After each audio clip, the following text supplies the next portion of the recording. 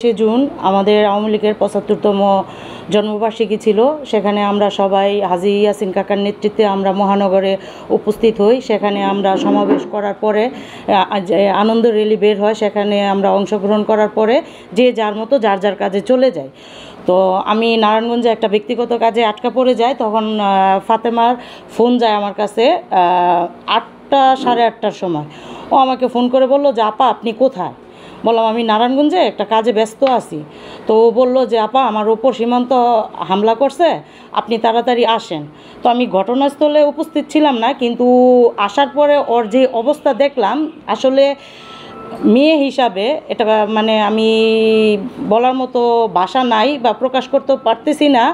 আমি ওকে ডাক্তারের কাছে নিয়ে গিয়েছিলাম, হাসপাতালে নিয়ে গিয়েছিলাম। ওর শরীরের বিভিন্ন অংশগুলো আমি দেখেছি, ওর বিভিন্ন জায়গায় আপনার নীলাফুলা হয়েছিল।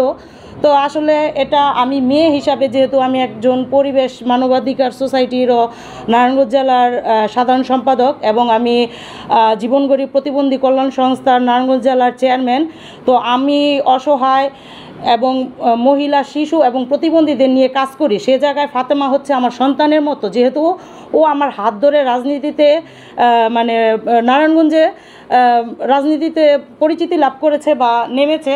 তো আমরা যারা রাজনীতি করি, আমরা পরিবার থেকে আমরা রাজনীতিতে যারা আমাদের সাথে আছে, আমাদের ভাই বোন, এদেরকে আমরা প্রাধান্য দিয়ে থাকি। তো ও হচ্ছে সে জায়গায় আমার সন্তানের মতো। তো আমার একটা সন্তান এভাবে সন্ত্রাসীদের শিকার হবে, এটা তো আমাদের কাম্য না। আমরা একটা সুস্থ স্বাভাবিক সমাজ চাই, যেখানে আমরা সবাই মিলেমিশে থাকতে পারি।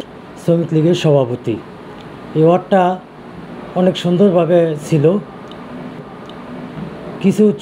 কিছু লোক, আমাদের আওয়ামী লীগ নামধারী কিছু লোক এসে তারা একটা উচ্ছৃঙ্খল বিস্তার লাভ করতেছে, যেরকম মাদক, অস্ত্র ব্যবসা, সব দিক দিয়ে তারা এরকম একটা করতেছে।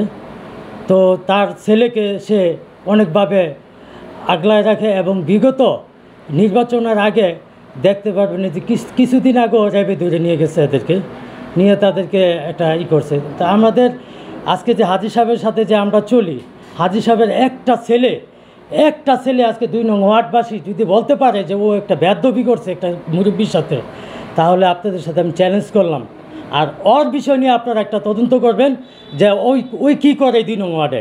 কিন্তু আওয়ামী লীগের প্রতিষ্ঠা বার্ষিকী ছিল 23শে জুন। তো প্রোগ্রাম শেষ করে দেন বাসায় গেছি, বাসায় যাই ফ্রেশ হয়ে নিচে নামছি। আমি রাসেল ভাইয়ের সাথে রাজনৈতিক আলাপ করছি, প্রোগ্রামটা কীভাবে সম্পূর্ণ হয়েছে, কীভাবে কী হয়েছে সেগুলো নিয়ে আলাপ আলোচনা করতেছিলাম।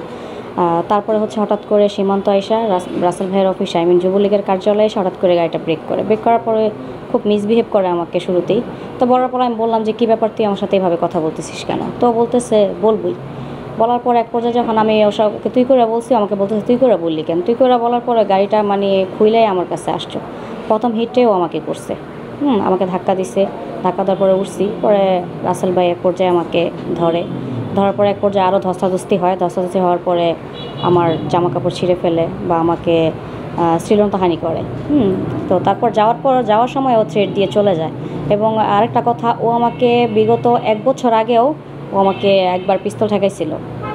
আনুমানিক সেদিন ছিল মানে নির্বাচনের আগে আর কি, এরকম আমাকে উঠাই নেওয়া যেতে চেয়েছিলো। তখন আমি চিৎকার চেঁচামি দেওয়ার পর আমার বাসার নিচে হচ্ছে আপনার দোকান ছিল, ওই দোকানদাররা আইসা আমাকে এখানে ঘটনাস্থলে যখন চিলাচিলি হয়েছে তখন ও গাড়িতে উঠা চলে যায়, সীমান্ত চলে যায়।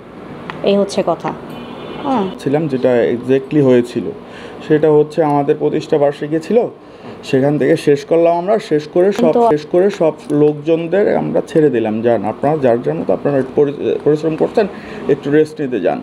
বসলাম, আমি বসার পরে আমার এই যে আমাদের দলীয় যুবলীগ নেত্রী, এই সবার সুপরিচিত আমাদের ফাতেমা আপা, উনি বসে ওনার দলীয় কিছু কথা আমার সাথে শেয়ার করছিল। এবং এমন সময় এই যে সীমান্ত ও আসলো, ও গাড়ি দিয়ে আসার পরেই ও ওই যে গাড়ির ভিতর থেকে ফাতেমা আপাকে একটা খুবই আমি এখানে বলতে পারছি না, খুব বাজে একটা কথা বলে গালি দিয়ে ওনাকে বললো যে তুই এরকম তোর হয়েছে কেন, এরকম ঘুরপুরানি হয়েছে কেন। তো ফাতেমা স্ট্রেঞ্জ হয়ে তাকালো ওর দিকে, আশ্চর্যমূলক, এটা কী কইতাছে। আমি আমার দিকেও তাকাইছি, আমি ওর দিকে, কী কইলো এটা, হ্যাঁ। তারপরে ও যে ও একবারে যে নেমে আসলো, নেমে আসার পরে ফাতেমা আপার উপরে একদম উপর্যুপর হয়ে পড়লো। আবার উনিও চেঁচামেচি করতেছিল যে তুই কী বললি আমারে। তো ও বলতেছে তুই করে বলতেছস কেন।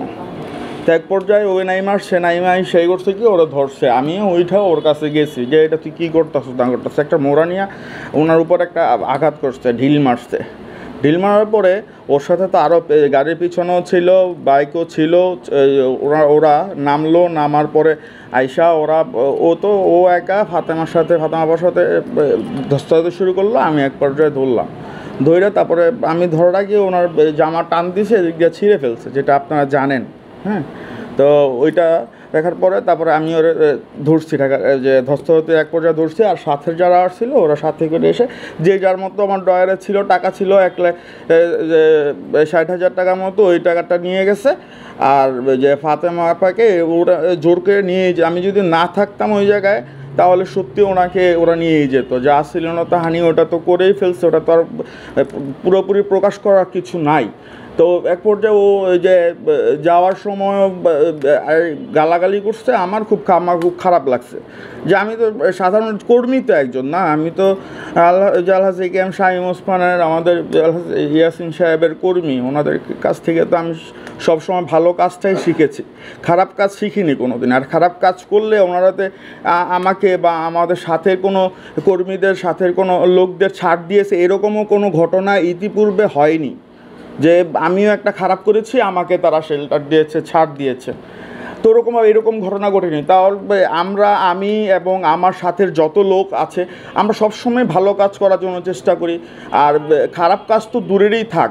আমি এইটা বলছি এর জন্য যে শফিকুল ইসলাম শফি যে উনি একটাই মন্তব্য করছে, এটা খুব বাজে লাগছে, খুব খারাপ লাগছে যে পলিটিক্সটা এক সাইডে, আরেকটা তো আছে নৈতিকতা এবং সত্য কথা মিথ্যে কথা। ওনার মতো একটা লোক উনি কিভাবে আমাকে বলল যে আমি এই যে মাদকের কাজে যুক্ত আছি। আমি মাদকের কাজে যুক্ত তো দূরের কথা, মাদক খাওয়া তো দূরের কথা, মাদক ব্যবসার কষ্ট দূরের কথা। আমরা যদি মাদক খেয়ে থাকি এরকম যদি কেউ প্রমাণ দিতে পারে, আপনি যা বলবেন তাই আমি মেনে নেব, আমি যা বলবেন তাই মেনে নেব।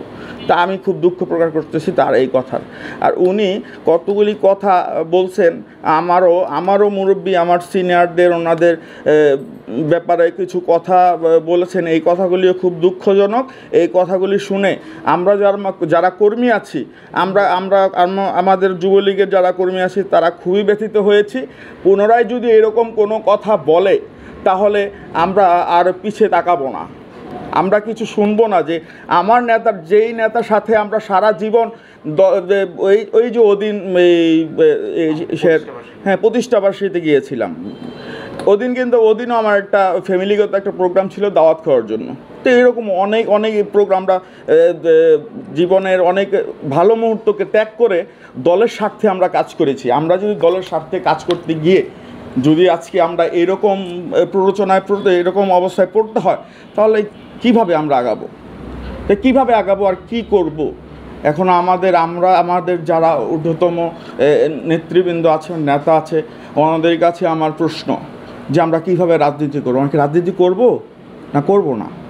শফিকুল ইসলাম আগে পরে কী ঘটনা ঘটেছে সেটা আমি শুনেছি, আমার নিজ চোখে দেখিনি। তো যাই হোক, শফিকুল ইসলাম আগে পরে কী ঘটনা ঘটেছে সেটা আমি শুনেছি, আমার নিজ চোখে দেখিনি। তো যাই হোক, শফিকুল ইসলাম শফিক যে আমার থানা আওয়ামী লীগের প্রান্তীয় সেক্রেটারি, উনি একজন কর্মী বান্ধব নেতা। উনি তো লাভ দিয়ার সিদ্ধিগঞ্জ থানা আওয়ামী লীগে আসে নাই, সে খুব মাঠ পর্যায়ে থেকে আজকে সে কর্মী বান্ধব নেতা হিসেবে যে পরিচিতি পেয়েছে। তিনি সিদ্ধিরগঞ্জ থানা আওয়ামী লীগের, সিদ্ধিরগঞ্জ ইউনিয়ন আওয়ামী লীগের দীর্ঘদিন জেনারেল সেক্রেটারি ছিলেন। 2002 সালের মনে হয় 2 সাল বা 3 সালের নির্বাচনে সে কাউন্সিলের মাধ্যমে এবং বোর্ডের মাধ্যমে সে থানা আওয়ামী লীগের সেক্রেটারি নির্বাচিত হয়।